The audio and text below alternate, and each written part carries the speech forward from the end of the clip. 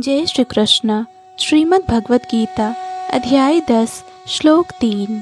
यो माम जमनादिम च वेत्ति लोकमहेश्वरम् असम्मूढ़ः स मर्त्येषु सर्व पापैः प्रमुच्यते। जो मुझे अजन्मा अनादि समस्त लोकों के स्वामी के रूप में जानता है, मनुष्यों में केवल वही मोह रहित और समस्त पापों से मुक्त होता है। अर्थात जैसा कि 7वें अध्याय में कहा गया है, मनुष्याणाम सहस्रेषु कश्चिद् यतति सिद्धये। जो लोग आत्म साक्षात्कार के पद तक उठने के लिए प्रयत्नशील होते हैं, वे सामान्य व्यक्ति नहीं हैं। वे उन करोड़ों सामान्य व्यक्तियों से श्रेष्ठ हैं जिन्हें आत्म साक्षात्कार का ज्ञान नहीं होता, किंतु जो वास्तव में अपनी आध्यात्मिक स्थिति को समझने के लिए प्रयत्नशील होते हैं, उनमें से श्रेष्ठ वही है जो यह जान लेता है कि कृष्ण ही भगवान प्रत्येक वस्तु के स्वामी तथा अजन्मा है। वही सबसे अधिक सफल आध्यात्म ज्ञानी है। जब वह कृष्ण की परम स्थिति को पूरी तरह समझ लेता है, उसी दशा में वह समस्त पाप कर्मों से मुक्त हो पाता है। यहाँ पर भगवान को अज अर्थात अजन्मा कहा गया है, किंतु वे द्वितीय अध्याय में वर्णित उन जीवों से भिन्न हैं जिन्हें अज कहा गया है। भगवान जीवों से भिन्न है क्योंकि जीव भौतिक आसक्तिवश जन्म लेते तथा मरते रहते हैं।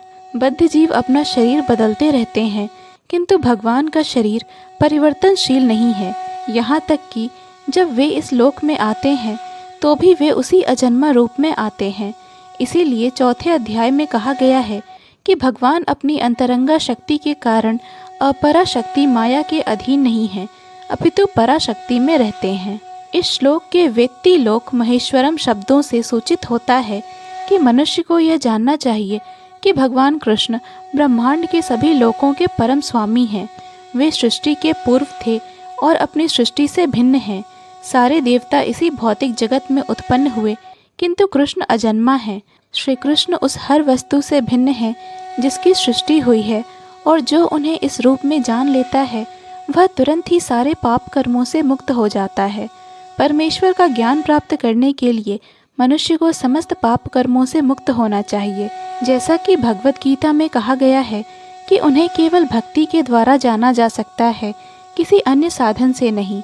मनुष्य को चाहिए कि कृष्ण को सामान्य मनुष्य न समझे। जैसा कि पहले कहा जा चुका है, केवल मूर्ख व्यक्ति ही उन्हें मनुष्य मानता है।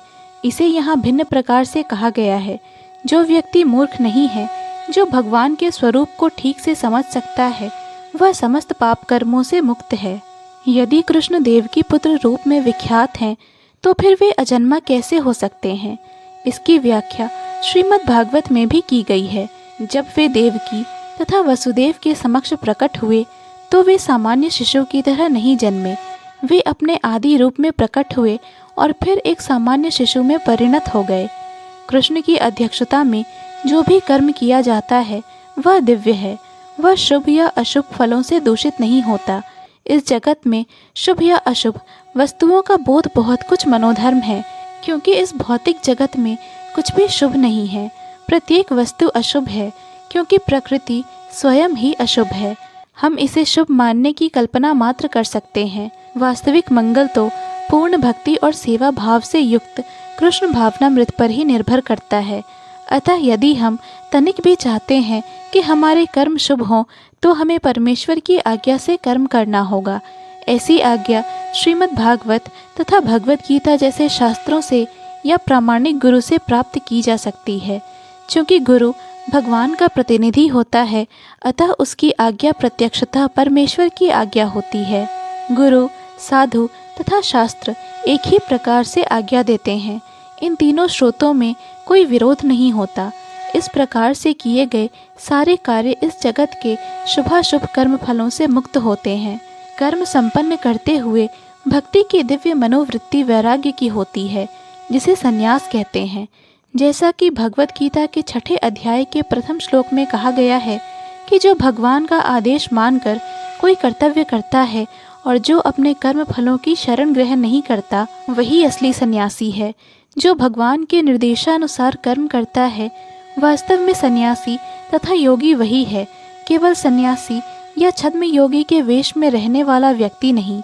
जय श्री कृष्ण। पूर्ण भगवत गीता के श्लोकों को सुनने और समझने के लिए कृपया इस चैनल को सब्सक्राइब करें। वीडियो पसंद आया हो तो लाइक और शेयर करें।